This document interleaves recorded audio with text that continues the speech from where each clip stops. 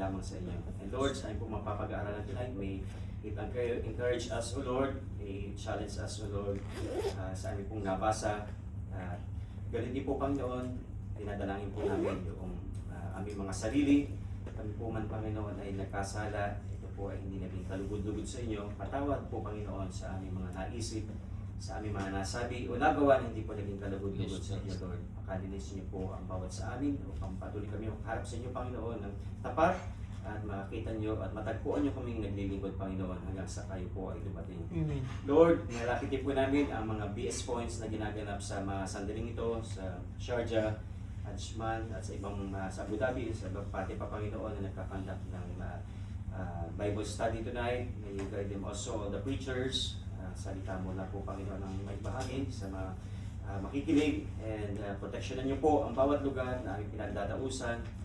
Patuloy niyo po pag-iingatan ang lahat ng nakatira, Panginoon, dito, maging sa aming mga tahanan, sa kanyang tahanan, O Lord. And once again, O Lord, be with us tonight as we ponder upon thy word. Ito po aming samot dalangin sa pangalan ng Jesus.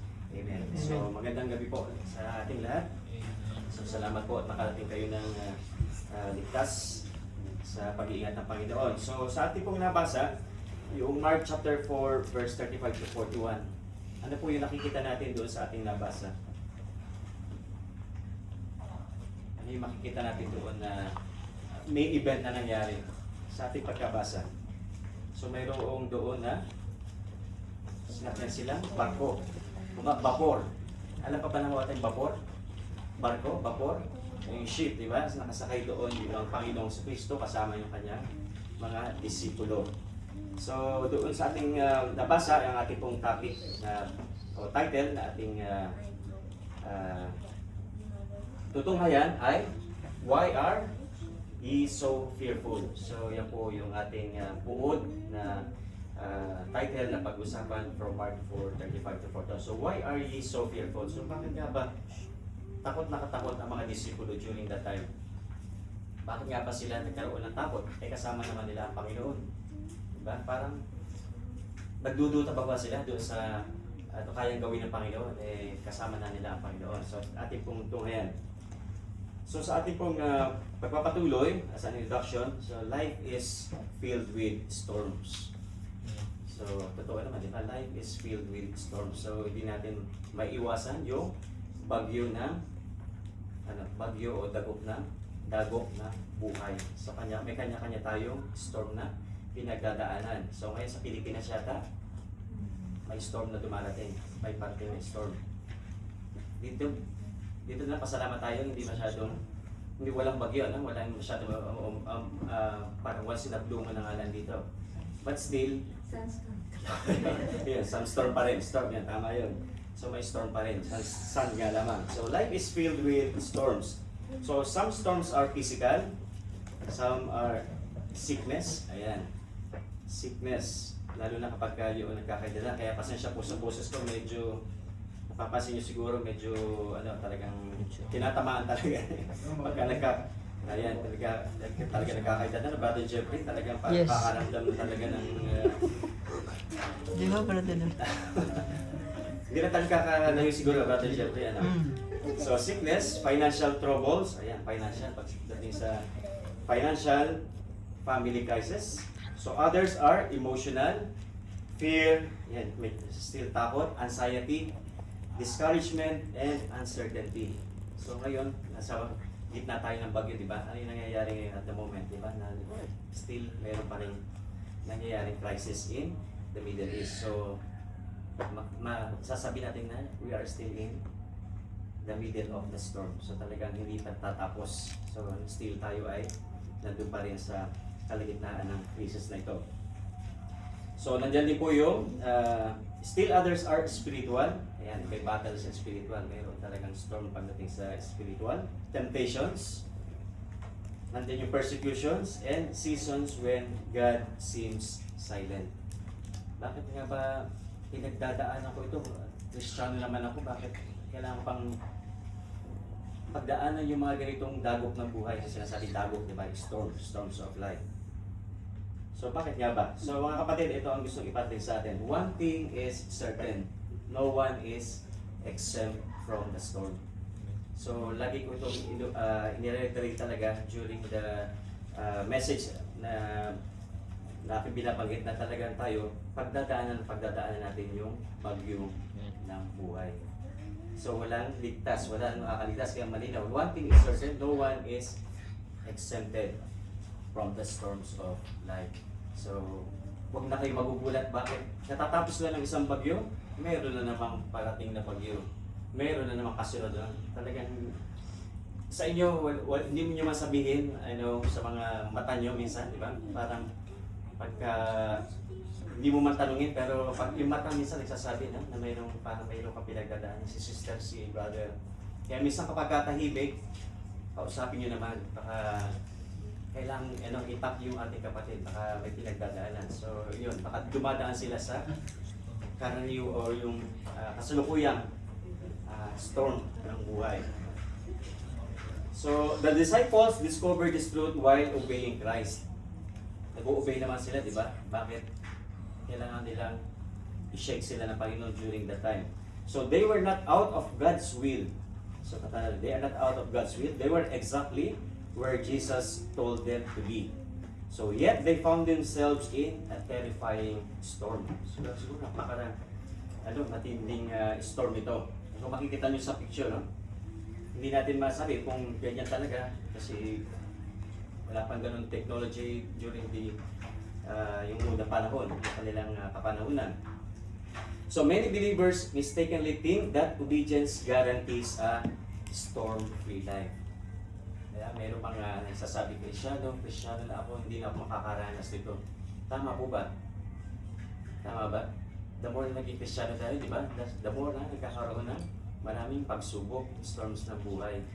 So bakit kaya? Mayroon kayong ideya, bakit kaya? Ano yung nakikita niyo or na ano niyo?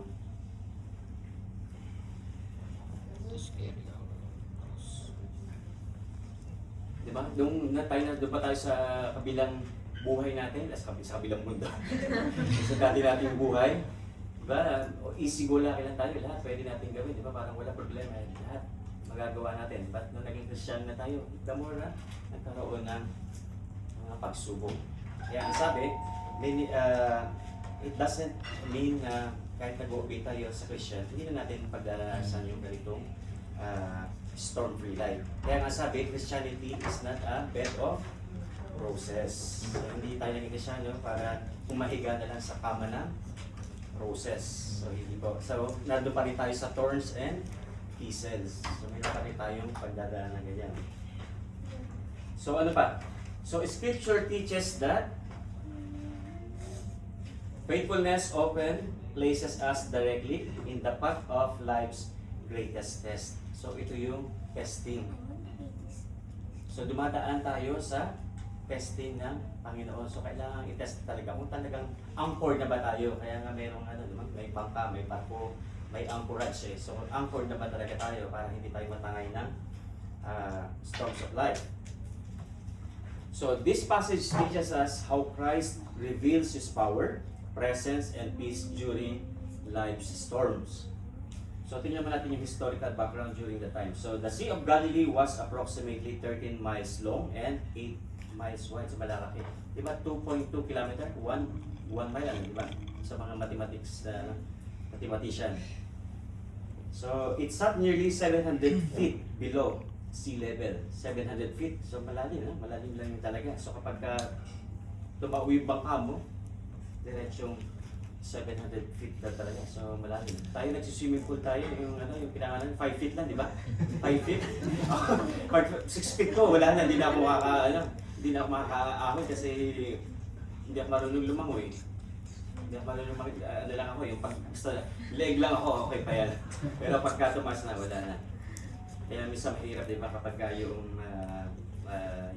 may palalim, hindi mo na alam na tatangayin ka na pala ng alon. So, ito 700 feet. So, take note of that, 700 feet. So, talagang malalim yung dagat na ito. So, it was surrounded by hills and mountains. So, paikot, surrounded by hills and mountains. So, sila ay tatawid doon on the other side kasi nga may ministry ang Panginoon doon sa kabilang ibayo, kasama ang kanyang mga disipulo. So nandun yung cold air rushing down from the heights would collide with warm air over the lake. So di ba, in science, kapag nagpo-collide ang cold and warm, so yun yung nagpo-form ng yung ipo-ipo. Yan, hanggang sa magtangay siya ng maraming tubig at yun yung ihampas niya doon sa land. Kaya maraming ang binabaha, marami ang yung flooding. Kaya kapag yung DPWH, hindi maganda yung kanyang yung kanyang dike, yung dike, di ba? So tatangayin talaga. Kaya marami ang natangay na pera. Marami ang natangay na pera doon. So cold air rushing down from the heights would collide with warm air over the lake, creating sudden and violent storms. So many of the disciples were experienced fishermen. So alam natin yung mga disipulo ay mga fishermen na, di ba? Sino yun? Sila Peter or sila Mark or iba pa din disipulo. Fishermen na sila. So, di ba, they were called by Jesus Christ during the time. So who had spent much of their lives on the sea? So sa tingin nyo, yung mga ganong experience sa pangangingisda, malulunod pa ba kaya yung mga yun? Meron kayang ganun, yung talagang marunong kang mag-swimming, nalulunod pa rin? Meron kayong experience na gano'n? Marunong na mag-swimming, pero nalulunod pa rin. Yes, may mga ganang sitwasyon. Sa amin sa Marinduque, meron daw na mayroon doon na yun nga yung may part na palalim, yung parang sinasabi hinihila daw, may hinihila. Tama naman, parang may current kasi. Proven yan kasi ako doong during that time, hindi ako, sabi ko sa'yo, hindi ako marunong maglangoy. Yung alon, tatangayin ka talaga, hihilahin ka. Yung sinabi, mayroong humihila daw sa palalim. Kaya marami ang nalulunod, marami namamatay. Eh kung marunong ka na nga mag-swimming, tapos nabalita namatay ka pa, so talagang walang exemption, di ba? Talagang pag-oras mo na, kinuha ka na. So yun yung sinasabi, nag-oras mo na appointed time, di ba? Appointed time. Kaya sabi, marunong niya mag-swimming, ba't nalulod pa yan? Di ba? So yet this storm was so severe that even the seasoned sailors feared for their lives. So mayroon pa rin yung takot, nararamdaman sila. So Mark records this miracle not merely to tell us about a storm on the sea, but to reveal the Lord of the storm. Kasi nandun ang Panginoon kasama nila. So tingnan natin, bakit nga ba nag-fear pa itong mga disciples? So ano sabi po sa verse 41? Balikan natin verse 41. And they feared exceedingly. Diba? Exceedingly. Parang sobra-sobra. Exceed. And said one to another, what manner of man is this that even the wind of the sea obey him? So the central question of this passage is found in verse 41. So what manner of man is this that even the wind of the sea obey him? So tandaan natin, Jesus is not merely a man. So hindi lang siya tao. He is the sovereign Son of God who rules over all creation. So, we know that, di ba? Wala namang agreement or argument. Jesus is not merely a man, but He is the sovereign Son of God who rules over all creation. So, ano pa? Yes, He is the sovereign Son of God who rules over all creation. So, our first point, I think first point we can see is the command of the Savior. First point. Para hinihintay nyo na yung first point, no? Matagal pa. Ito na, first point na tayo. So, the command of the Savior, why are you so faithful? So, una, doon po sa verse 35 na ating binasa. Diba sabi ng Panginoon doon? Let us pass, diba? Let us pass over unto the other side. Binasa natin sa verse 35. So, it is the command of the Savior. So, before there was a storm, there was a command. Jesus initiated the journey. Alam naman ng Panginoon, di ba? Alam naman ng Panginoon na talagang kasi sovereign, alam niya yung mangyayari. Eh hindi nga alam ng mga disipulo na may darating na storm. The Lord knows, but bakit nga ba? So may tinuturo talaga ang Panginoon sa atin. No? Because the Lord is sovereign, but the disciples, they do test. Kaya sabi, ang faithfulness tinetest. Tinetest yung faithfulness ng kanyang mga disciple. So the disciples were not acting on their plans. So hindi nila plano yun. Wala silang alam sa mangyayari. They were following the instructions of Christ. So tingnan natin yung sub-point, letter A. So from the command of the Savior. So una, a divine direction. So God has a purpose beyond the storm. What I have mentioned. God has a purpose. Bakit? Yun nga, yung pinapakita niya doon sa mga disciples. So sabi niya doon, let us pass over unto the other side. So this was not a suggestion but a command. Jesus had a ministry awaiting him on the other side. So kailangan nila talaga pumunta. Kaya nga, nandun ang yung ng Panginoon, nire-reach out nila kahit malayo, kahit anumang pagsubok o anumang mga dadaanan, kailangan nila makarating doon. So Jesus had a ministry awaiting him on the other side, including the deliverance of the demoniac of Gadara. Ito yung susunod sa chapter 5. Pero hindi natin papasukin yun. So dito muna tayo sa ating text. So God had a purpose beyond the storm. Ano makikita natin dito? So the Lord never wastes a journey. Every circumstance in the believer's life is directed by divine wisdom.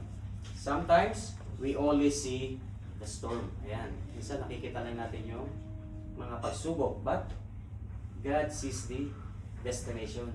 So nakafocus tayo doon sa storm.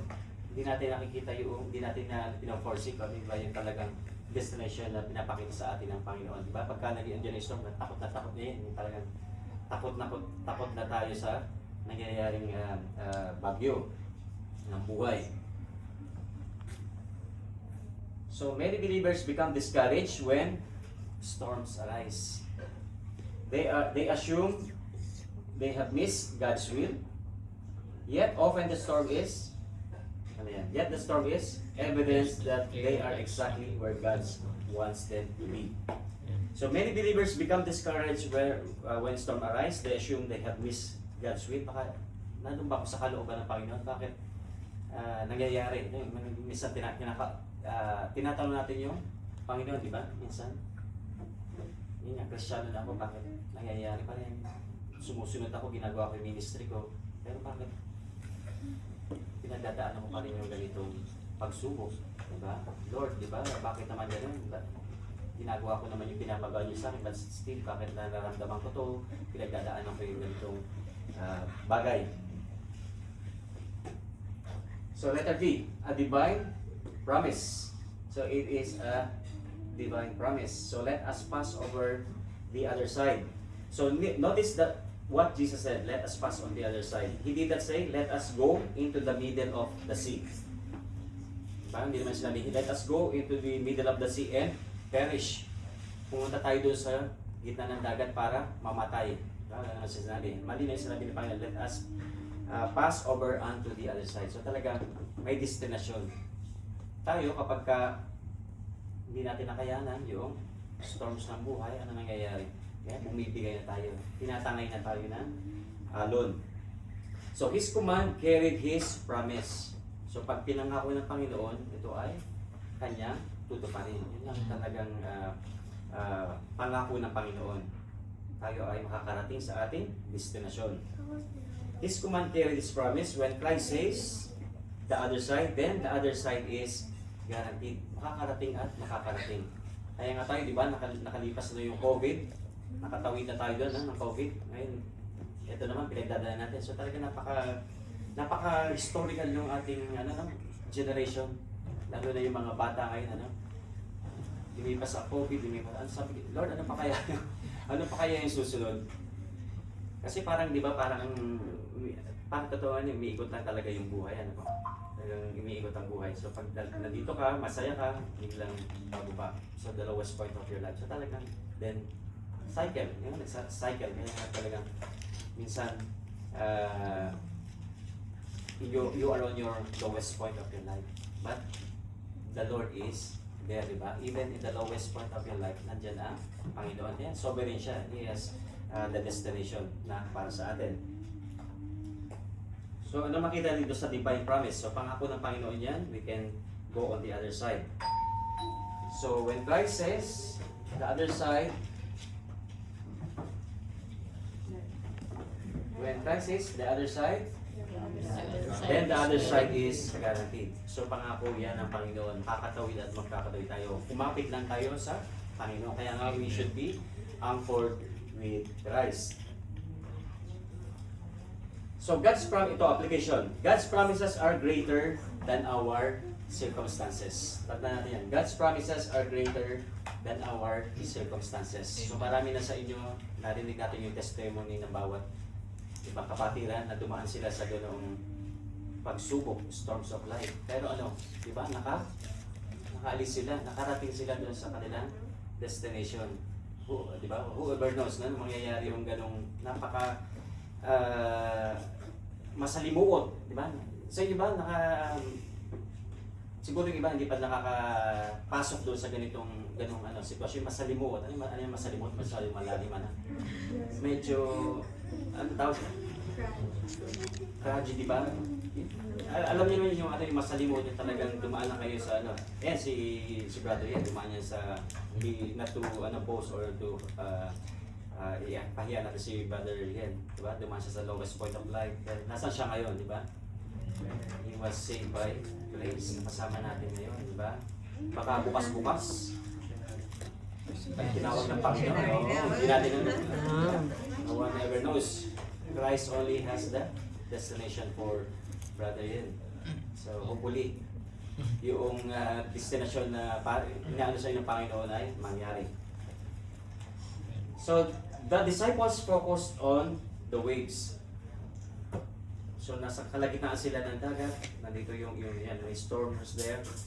So anong sabi nila? Takot sila, no? Kasi baka mamaya lumubog nga yung barko yung sinasakyan nila. So they're focused on the waves.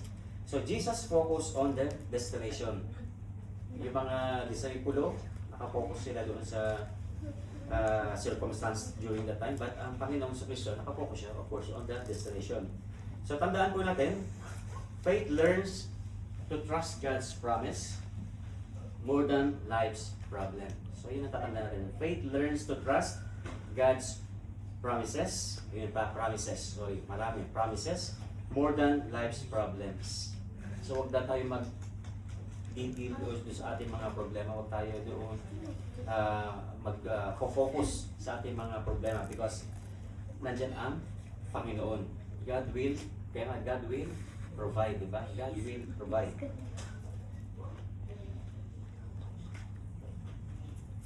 So ano pa makikita natin yan sa God's divine promise. So God may not remove every storm, but He always fulfills His promise. Kahit naman sa Pilipinas po, di ba? Gawin natin example sa Pilipinas. Makikita natin, di ba, binabalita yung forecast. Ayan, forecast, di ba, may marating na bagyo. Sino nakakapigil sa pagdaan ng bagyo sa Pilipinas? Wala man nakakapigil, di ba? Either yung prayers lang prayers lang talaga, di ba? Lord, sana po hindi na po tumama, gano'n, wag na po sanang dumaan dito.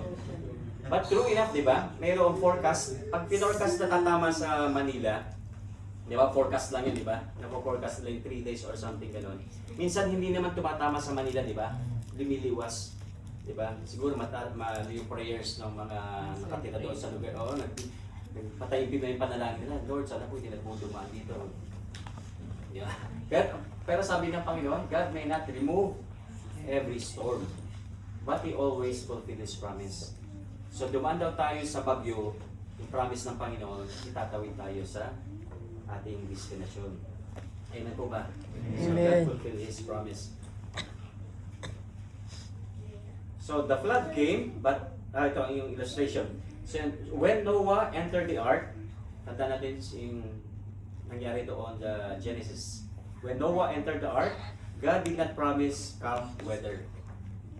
Diba? Wala naman sinabi magiging maayos yung sail doong Noah's Ark. Ano ba nangyari ng Noah's Ark? Diba? Talagang dumating yung bagyo, dumating yung baha. So the flood came, but Noah arrived safely. Diba? Tinawid sila doon ng Panginoon in a dry ground. But because God keeps His word.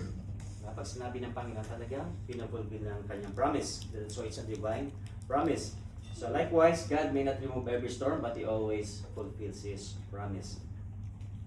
So second point na po tayo, mga kapatid.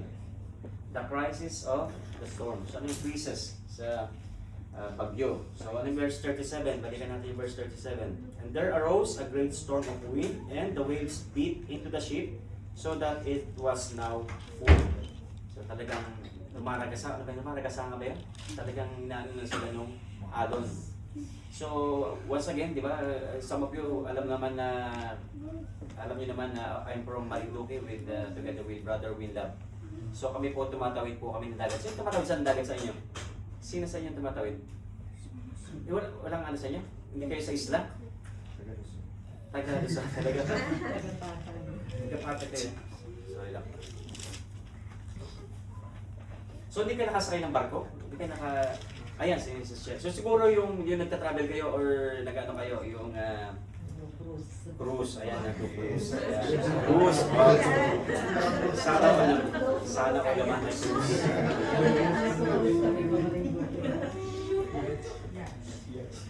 So tumatawid po kami ng dagat, may aircraft, sorry. May aircraft. May na-cruise eh. Pwede namang aircraft. May aircraft naman po sa amin. Hindi naman po yung Marinduque, hindi naman kaso nga lang, madalang ang biyahe. Kasi siguro madalang ang pasahero. So may sasakyan pang tao sa barko, may sasakyan na barko at kasama yung mga sasakyan. Roll on, roll off. So kami kapag sumakay ako ng pantao, tapos malaki yung alon, talagang mararamdaman. Kaya I can feel kung ano yung nararamdaman ng mga disipulo during the time. So talagang easy shake yung barko. Lalo na kung kahoy yun. Talagang yung puso mo siguro, big yung puso mo. Yung sa Roro naman, bakal siya. Pero talagang kapag malakas yung current, yung talagang iaampas talaga siya, mararamdaman talaga na malakas yung bagyo na parating. Kasi makikita mo naman yung waves. Kapag ang walang bagyo o walang alon, pantay, di ba? Walang blue lang. Pero kapag sabi ng nanay ko noon, basta yung dagat ay namumuti daw. Kasi yung alon niya, di ba, nakikita yung waves niya. So, ibig sabihin talagang may parating na bagyo and yun nga, storm. So talagang kapag sa Pilipinas, kapag malakas yung parating na bagyo, sinususpendan nila yung biyahe. Eh since nandun na kami sa gitna, hindi na kami is either babalik ka ba o babalik o diretso. Siyempre nasa kalagitnaan ka na, hindi diretso na lang yan. Kaso malakas yung bagyo. So yan, talagang nandun kami sa sitwasyon na talagang kailangan mong kumapit sa Panginoon talaga. Yun na namang mangyayari. Bakal na yung sinasakyan mo pero talagang sinishake kahit maraming sasakyan na truck, bus. So siguro mga 20 to 30 vehicles yun. Mabigat yun siya, syempre. Mas okay na yun kaysa nandun sa pantao lang na light. So pwedeng overturn. But anyhow, yun nga, yung grace ng talaga ng Panginoon, grace ng Panginoon yung makikita natin dito na hindi tayo pababayaan. So, ano yung crisis of the storm? There rose a great storm of wind. So, great storm of wind. The disciples quickly discovered that obedience does not eliminate the storm. So, as I have mentioned earlier, obedient tayo, we are doing our ministry, but still, dadaan tayo. No one is exempted, di ba? No one is exempted. Talagang ina-orchestrate ng Panginoon. Darating ang bagyo ng buhay sa ating lahat. So walang hindi makakaranas ito. So obedience does not eliminate storms. Kaya hinahanda na tayo ng Panginoon, di ba? Hinahanda na tayo ng Panginoon.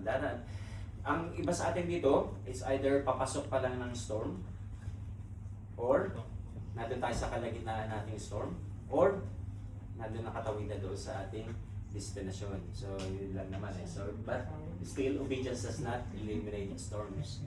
But still we are anchored with the Lord. So unang subpoint natin yan, the crisis of the storm. The suddenness of the storm. So the storm came unexpectedly. Of course, hindi naman alam ng mga disciple na talagang parating. Kahit naman sa Pilipinas, kaya lang di ba na forecast na kasi nga yung technology, yung satellite nakikita natin. But during the time, hindi nila makikita syempre kasi hindi pa naman uso yung ganong technology. Ang nakakatulong na nga lang, yung sa forecast, nakakapaghanda yung bawat isa, di ba, yung lumilikas. Kaya nga pag umulan sa Pilipinas ngayon, suspended na ang klase. Kaya minsan, hindi umulan, suspended pa rin. Kasi nga daw may uulan, no? Di ba, may forecast na ulan, pero hindi naman umulan. Suspended na yung klase. So, at least nakakapaghanda. So, the storm came unexpectedly. One moment, all was calm. The next moment, the sea was raging. So, pag-alis nila doon, nasa kalagitnaan, ayan na, yung bagyo. So, life storm often arrive without warning. Tatanda na to. Life storms often arrive without warning. So, walang warning talaga. Diba? Ano yun? Una, example natin dito. Job lost, everything in one day. Naranasan nyo na ba to? Last day mo na. Diba? Sabihan ka na manager mo, last day mo na. Diba? So parang, diba? Parang bumagsak, meron kang bayarin. Meron kang tabi, tamara, may loan. So, diba? Umaasa tayo doon. No, although it's a blessing, diba? Pero biglang gano'n, diba? Nagsiserve ka, then biglang, Sir, ma'am, this is your last day. Diba? So matinding tagok, diba? Matinding bagyo. Saan ka may kukuha ng ibabayad mo? Diba? Saan ka may kukuha? So yun yung example. Job lost, everything in one day. Pangalawa, a doctor's phone call changes everything. Ito na, a doctor's phone call changes everything. Hello? Terminal cancer. Diba? Healthy natin. Bigla-bigla sa laboratory. Anong sabi ng doktor? You have a cancer, you have this terminal cancer. Kaya marami ang hindi nagpapa-laboratory o pumunta ng ospital. Kasi ayaw nilang malaman na high blood sila kasi hindi sila makakakain ng lechon, kawali. Ayaw nila magpa-laboratory dahil baka makita yung sugar, hindi na makakain ng ice cream at saka ng cakes, yan, chocolates. Diba? So malilimit na nga naman. So kaya marami ang nagpipigil na magpa-doktor o yun nga pumunta ng hospital or laboratory. Yung hindi na makalakad, hindi na makalakad kasi meron ako mga kaopisina hindi talaga nakakalakad kasi nga dahil sa arthritis o sa gout, dahil sa kinakain. Diba? Yung mga, alam naman natin yan, diba? Yung mga kinakain. Sorry, ano mga yun. Diba? Yung mga kinakain natin, minsan talaga pag sumusobra, wala naman na problema kumain, wag lang talaga. Sobra, diba? Lalo na yung mga bawal. At least nalalaman natin yung mga bawal kainin. So, yun. Diba? Parang, ang healthy natin, tapos biglang may ganun tayong marinig na malalaman natin na mayroon pala tayong sakit. Diba? Talagang hindi natin, unexpected, diba? Unexpected. Akala natin sometimes na malakas tayo. Kaya sabi ko, itong yung kakaedad talaga darating tayo doon. Dito na talaga yung transition na nung malakas ka, then ito na yung dumaan ka na sa yung pagiging adult, then yung Panginoon lang talaga ang magtatawid sa atin sa lahat ito. Amen po? So kakapit talaga tayo sa Panginoon. Then pangatlo, a financial collapse happens overnight. Financial collapse. Meron kang ipon tapos biglang nagamit sa isang financial collapse. Yung nagamit mo dahil siguro nagkasakit ka, mayroong stocks biglang collapse, di ba? Stocks bumagsak. So, pwedeng mangyari. Then, ano yung pang-apat? A tragic accident occurs unexpectedly. Tragic accident. Hindi natin alam. Share ko lang, last 2 weeks siguro, o hindi ko na nabagito sa inyo, small accident lang naman, I got an accident. Diba, nasa signal ka, stoplight, naka-stop ka, di ba? Comfortably ka na nakatigil ka, then bigla na lang may babangga sa'yo. Kaya sa'yo walang problema, di ba? Sa mga nagdadrive dito, walang problema, maingat ka eh. Kaso yung environment mo, ang factor mo, yung mga nakakasalamuha mo. So, good thing, sa biyaya ng Panginoon, small accident lang, gas-gas lang naman. Kaya nag-flashback lang sa amin ni Sister Eileen, yung kotse pa namin noon ay Hyundai Accent. Ganon din, the same thing. Talagang ganon-ganon. Nasa stoplight, nakatigil kami. Biglang may mas malakas yung impact namin noon. Kailangan pa akong dalhin sa itakbo ng ambulance sa hospital. Although wala naman, sabi namin, sasakyan lang naman yan. Napakabuti pa rin ng Panginoon. Hindi naman na yung katawan namin during that time. So sabi napakabuti ng Panginoon. Kristiyano na tayo na, Kristiyano na kami noon. We are serving, yung sasakyan ginagamit to transport, di ba? Yung ginagamit yung mga sasakyan natin, ginagamit to transport ng mga bisita, ng kapatid. But talagang, nakikita nyo? Talagang dumadaan, di ba? So talagang, sisisihin ba natin yung Panginoon? Kung naranasan natin yung mga ganitong nabanggit. Questionin ba natin ang Panginoon kapag naramdaman natin o naranasan natin ito? Ito yung sinasabi, yung mga storms of life, yung dagok ng buhay. Hindi na ako magsiserve. Kasi Lord, di ba, ginawa ko naman. Parang yun nga, yung parang hinahamon na natin ang Panginoon kung ginagawa natin yung gano'n. Lord, hindi na ako magsiserve. Nagbaba, yun na. Hindi na ako sasali sa ganyang ministry. Gano'n naman pala eh. Di ba, parang we are questioning yung Panginoon. Bakit? Ilalay mo na yung buhay mo, but kaya nga sabi ng Panginoon dito, pagdadaanan din. Kaya hinahanda tayo ng Panginoon. Yeah? Hindi man tayo nakakaramdam ngayon, papasok tayo sa ganitong storms of life. Then panglima, storms seldom send advance notice. Seldom, di ba? Lalo sa Pilipinas yung nasabi, seldom advance notice. At least mayroong preparation na sinasabi na may parating na storm. So yan yung suddenness of the storm. Walang warning. Darating yan mga kapatid. So life storms often arrive without warning. But ano sabi? As an application, believers must learn to trust God. Pakibasa po. Believers must learn to trust God even when circumstances suddenly change. They not only survive great days, even maturely. Amen po ba? Malinaw po sa inyo? Believers must learn to trust God even when circumstances suddenly change. Kapag pinagdaanan natin yung ganitong nabanggit, aalis na tayo sa ating ministry kasi nga dumaan tayo sa ganitong dagok ng buhay. Right? Faith that only survive great day is immature faith. So ano ibig sabihin nun? So this phrase means that through strong belief is tested and proven during hard times. Sinasabi ko earlier na talagang tinetest tayo ng Panginoon, nasa testing tayo. Kristiyano ka na ba talaga?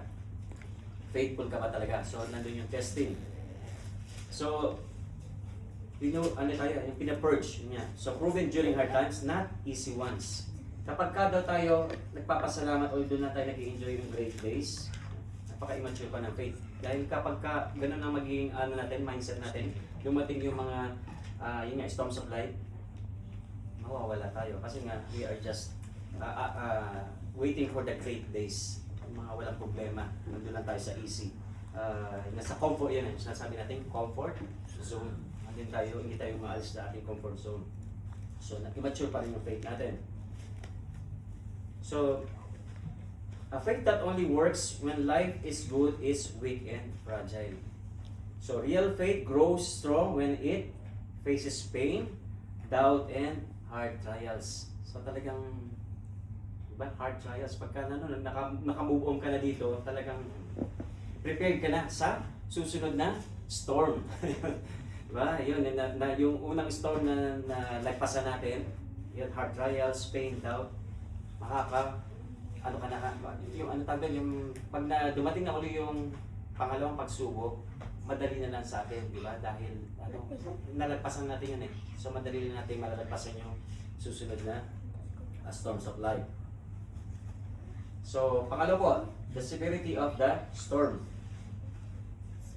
So the severity of the storm, the waves beat into the ship. So the vessel began filling with water. So pinapasok na ng tubig sa ganito yung illustration ko na sinasabi sa inyo. Yung sa aming pagta-travel from Marinduque to Lucena, Lucena to Marinduque. So yun nga, pagka may bagyo, pinapasok talaga ng tubig. So sila, yan, ito yung illustration makita sa picture. Talagang pinapasok ng alon ang kanilang sinasakyan. So experienced fishermen believed death was imminent. So they believe death was imminent talaga. So something is very likely to happen or about to occur very soon. So this was no minor inconvenience. This was a life-threatening crisis. So for them, kahit alam na nila sila how to swim, how to, as a fisherman, andun pa rin yung takot nila na pwede na silang mamatay. So imminent. So sometimes God permits storms beyond our ability to handle. Tama po ba? Sometimes God permits storms beyond our ability to handle. Like, yung nangyari kay Job, di ba? Yung testing kay Job. So how much more sa atin mga Kristiyano? Sometimes God permits storms beyond our ability to handle. Anong gusto iparating ng Panginoon doon? Why? Bakit kaya? Because He wants us to discover His sufficiency. Malino naman sa Bible, di ba? God's grace is sufficient for us. So, kailangan lang natin talagang i-discover. Talagang kailangan natin kumapit, kailangan natin manangan sa Panginoon. So, God often brings us to the end of ourselves so we can discover the greatness of Christ.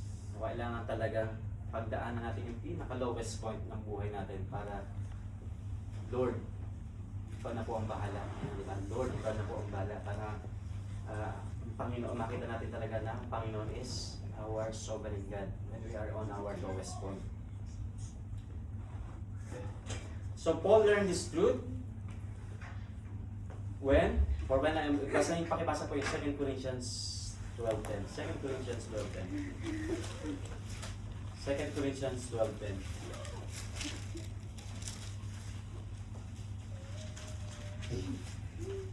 Sabi ni Paul dito, 2 Corinthians 12:10, James.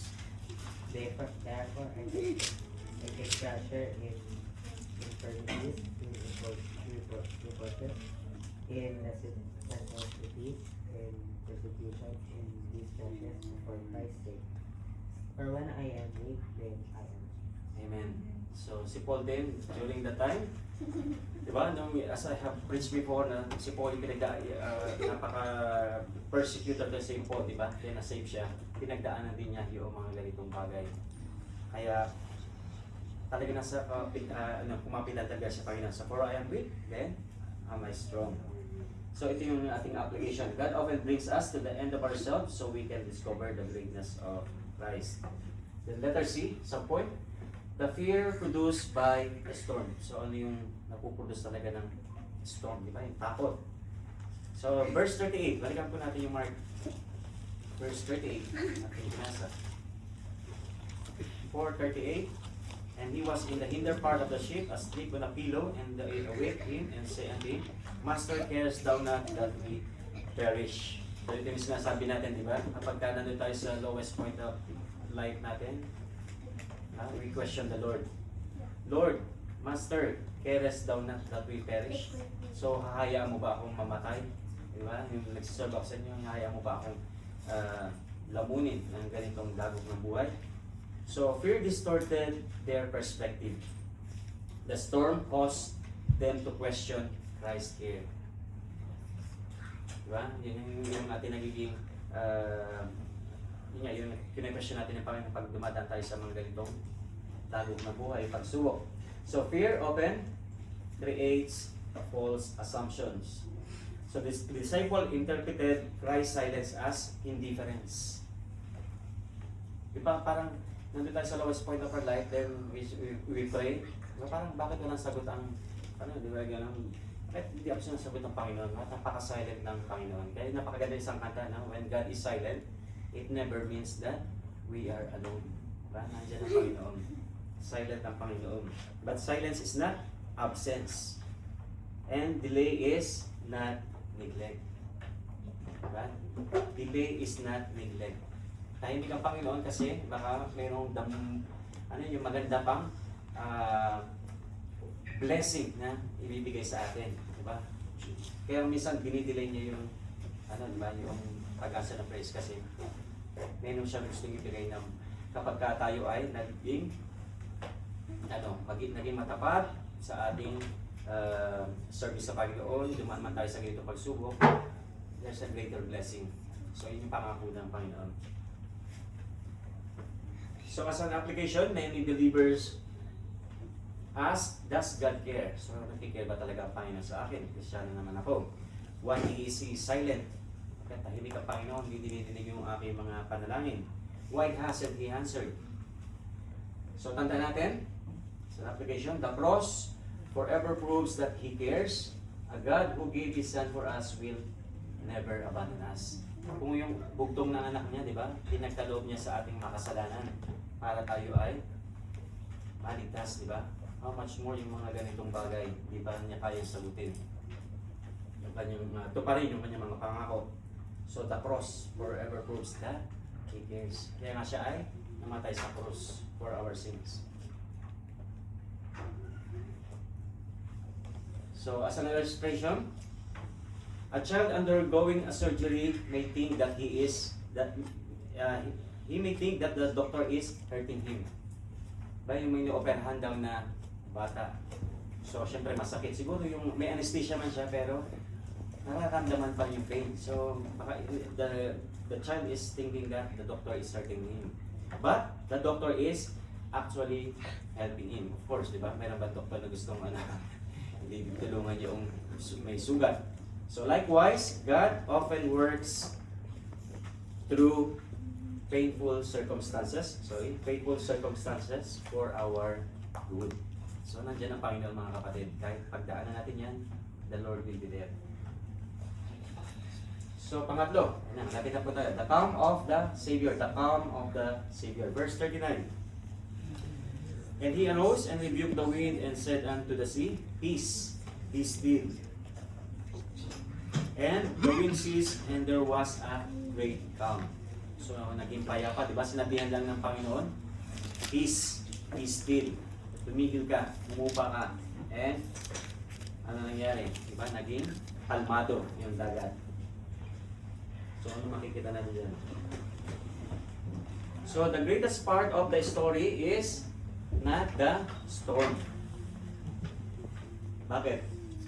It is the Savior. Diba? Kaya nga huwag tayo magpo-focus sa storms ng buhay natin. Let us look on our Savior. So sa point A, His peaceful rest. Natutulog ang Panginoon, di ba? Nang kalmado lang ang Panginoon. Pero yung mga disciples talagang tarantan-taranta na.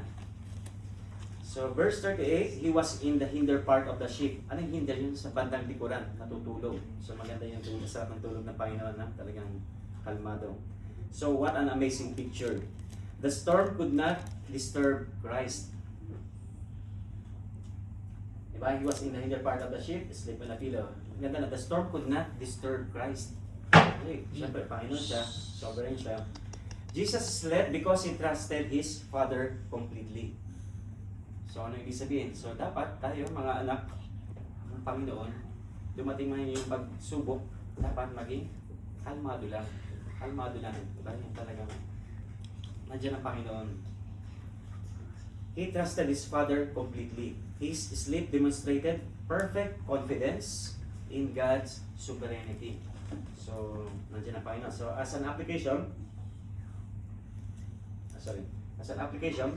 if the disciple had focused on Christ instead of the storm, they would have found peace. Kung nag-focus lang daw sila doon sa Panginoon, they would have found peace. So the same Christ who slept in the storms reigns over every storm today. So it's the same thing, ha? Yung Panginoon na nagpahupa ng bagyo noon is the same Christ today. Diba? Christ is the same yesterday, today, and tomorrow. Letter B, His powerful rebuke.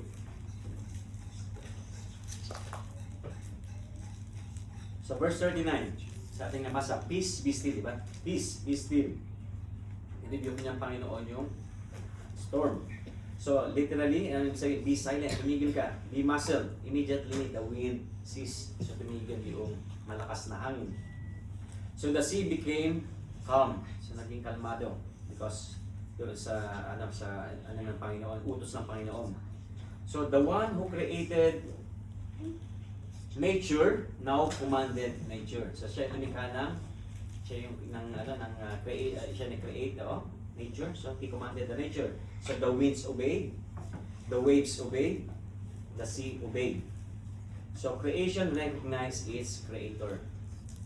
So anong theological implication natin dito? So this miracle is one of the most or the dearest demonstration of Christ's deity. Only God can control the seas. Di ba? Meron na ba tayong na kinakontrol yung si Superman, Spider-Man?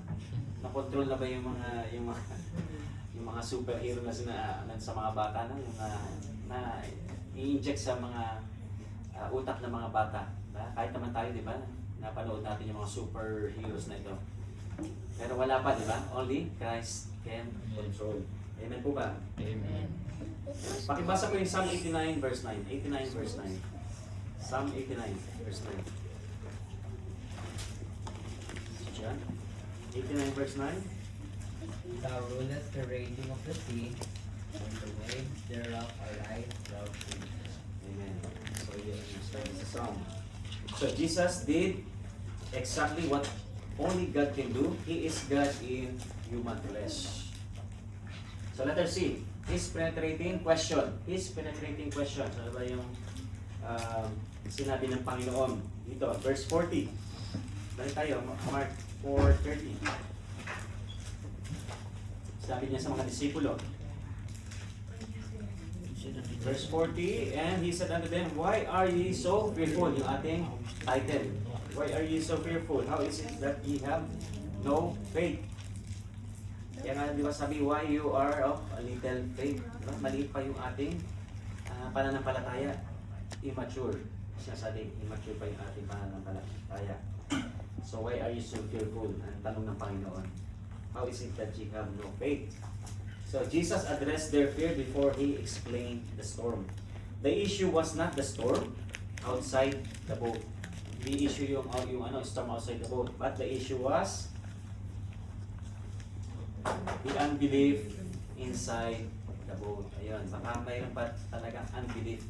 Kaya talagang hindi pa tayo anchored sa Panginoon. There was still unbelief in us. Kaya pag dumating yung mga ganitong pagsubok, mawawala tayo sa ating mga ministry. So faith is not believing that storms will never come. Tanda natin ito. Faith is not believing that storms will never come. Pinangako, sinabi ng Panginoon yan, pagdadaan natin yung storm. So faith is not believing that storms will never come. Faith is believing that Christ is greater than every storm. Kaya yun ang ating maging mindset natin. Faith is believing that Christ is greater than every storm. Bagyo ka lang, bagyo ka lang. Ito, Panginoon namin. Diba? Kaya nga, God is so big. So strong and so mighty. Ayan. So, anong application natin dito, mga kapatid? Many Christians pray, Lord, remove the storm. Ito yung karaniwang pinagpipan natin. Tanggalin niyo, wag nang dumaan yung bagyo. No? Tanggalin niyo na yung bagyo. Sometimes God says, no, I will strengthen your faith in the storm. So, patatagin ko yung pananampalataya mo sa gitna ng bagyo ng iyong buhay. Amen po ba? Amen. Amen. So, talagang ihanda nyo na yung sarili nyo or kung talagang nakaredy na kayo, strengthen your faith with the Lord. So last po, the confession of the disciple. This will be our last point. The confession of the disciple. Verse 41.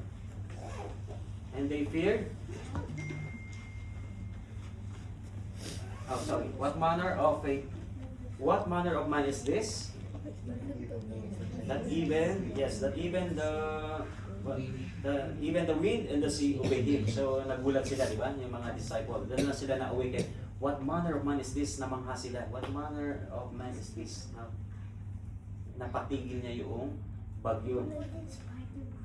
So letter A, sub-point. The storm revealed their weaknesses. So na-reveal yung kanila mga weaknesses. Of course tayo talagang sometimes yung weaknesses natin, kailangan ma-overcome natin talaga yan. So the storm revealed their weaknesses. They discovered the limits of their experience. Fishing skills could not save them.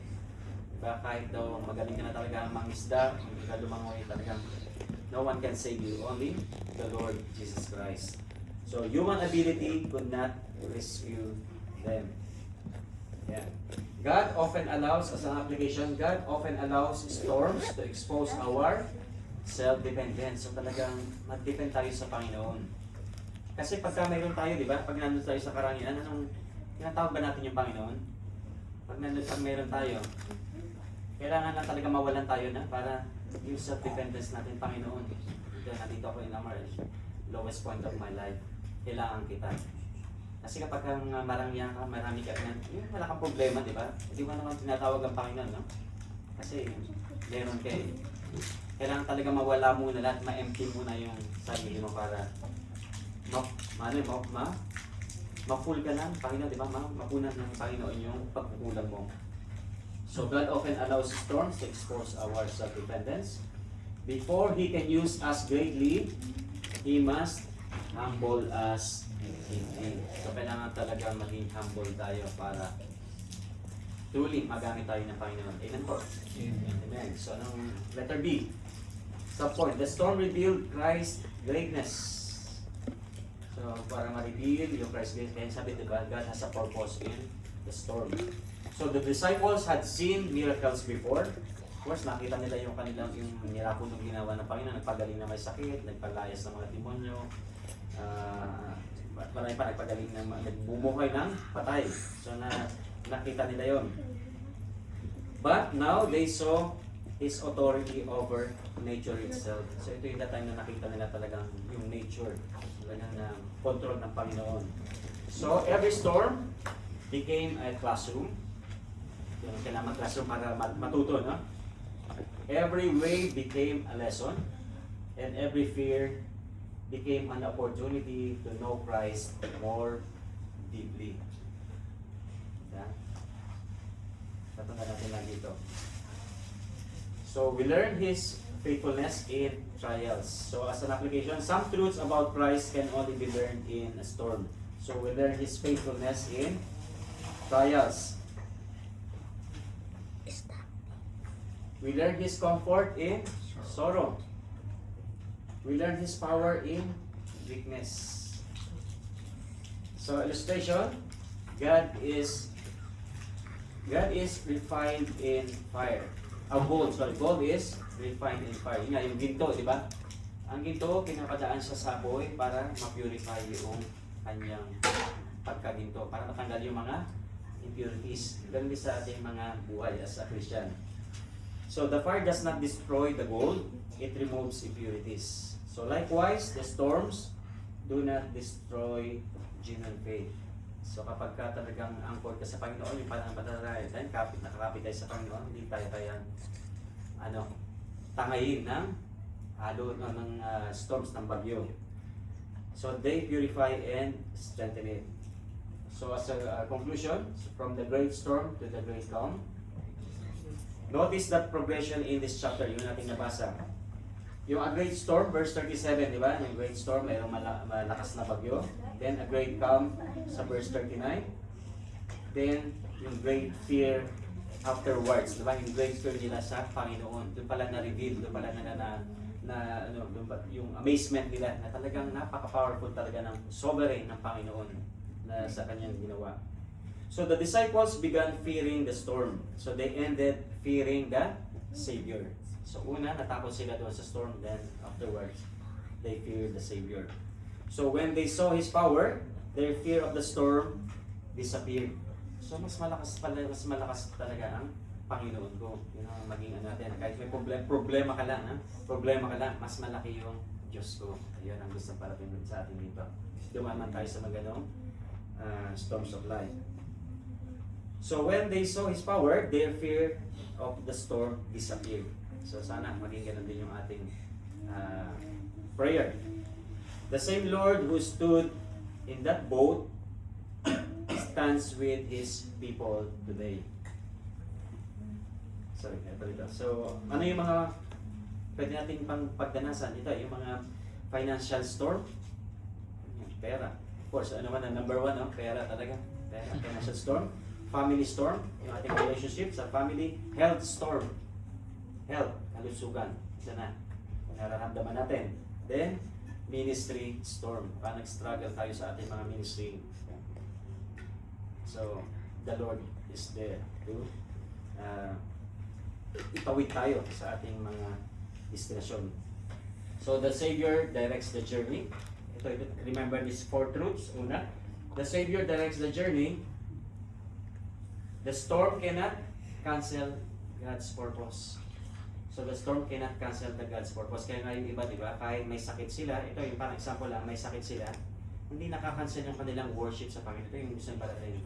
Meron man sila mga sakit, di ba? Pinipilit nila umattend ng worship o yung mga gawain ng atenan yung mga gawain ng Panginoon. Kaya yung ibig sabihin, diba? Kahit walang-wala sila o yung mag-offer, yung mga bibigay na kanila, binibigay lang talaga nila yung best nila para sa Panginoon. So that's why the storm cannot cancel God's purpose. Then the presence of Christ is greater than the power of the storm. The presence of Christ is greater than the power of the storm. So the last truth, the one who controls the wind and waves controls every circumstance of your life. Amen po ba? Amen. So talagang kumapit lang tayo sa Panginoon, dumaan tayo sa mga ganitong problema. So the question is not how big is your storm. Kasi meron tayong mga di ba, pinagdadaanan, malaki, maliit man yan. The question is not how big is your storm. Ano dapat? The question is, how big is your Savior? How big is your Savior? He is sovereign. So, mga kapatid, yan po yung lesson. Why are you so fearful? Our Savior is big, so strong, and so mighty. So, meron po kayong gustong itanong, may gusto kayong i-clarify, may gusto kayong i-share. Ayan. Pag mag-share tayo dito, baka yung testimony yan naman. Pag mag-testimony kayo, gusto mag-testimony yung pinagdaanan nyo. Anyhow, I know some of you na dumana talaga sa mga ganitong bagyo. So, kapit lang, kapit lang sa Panginoon. So, anyone po, may gusto kayong... So, kung wala na, I request Brother Iggy to close us in prayer. Our Heavenly Father, Lord, thank you for this evening that you're given. Yes. Thank you for Deacon Charles. Ginamit niyo po siya, Panginoon, pagpapatuloy ng salita, Panginoon. Yes. And truly, Lord, bilang Kristiyano, Panginoon, hindi po kami dapat matakot, Panginoon, Yes. sa mga pagsubok na meron kami, Panginoon. Dahil alam po namin, Panginoon, na nandyan po kami, kayo, Yes. Panginoon, para gabayin po kami sa mga pagsubok na ito, Panginoon. Yes, Lord. Maraming salamat din po, Panginoon, sa tahanan na pinagamit, Panginoon, ng mga Deacon Charles, Panginoon, Yes. Sister Arlene, Panginoon. Continue to bless this home, Panginoon. Kayo po ang patuloy na mamuna sa kanila, Panginoon, spiritually, Yes. financially, Panginoon, physically, Lord, kayo po ang mag-bless sa kanila, Lord. Dalayan ko din po, Panginoon, ang mga ang pagsasalusaluhan namin ngayong gabi, Yes. Panginoon. Kayo po ang magpala, Panginoon, mag-bless dito, Panginoon, na way maging nourishment, Panginoon, sa aming physical bodies, Lord. Yes. And the Lord, kayo po ang siyang patuloy na mag-bless sa aming pag-uwi, Panginoon. Patawad po, Panginoon, sa aming mga nagagawang mga kasalanan. And all these things we pray in Jesus' name. Amen. Amen. So, salamat po mga kapatid.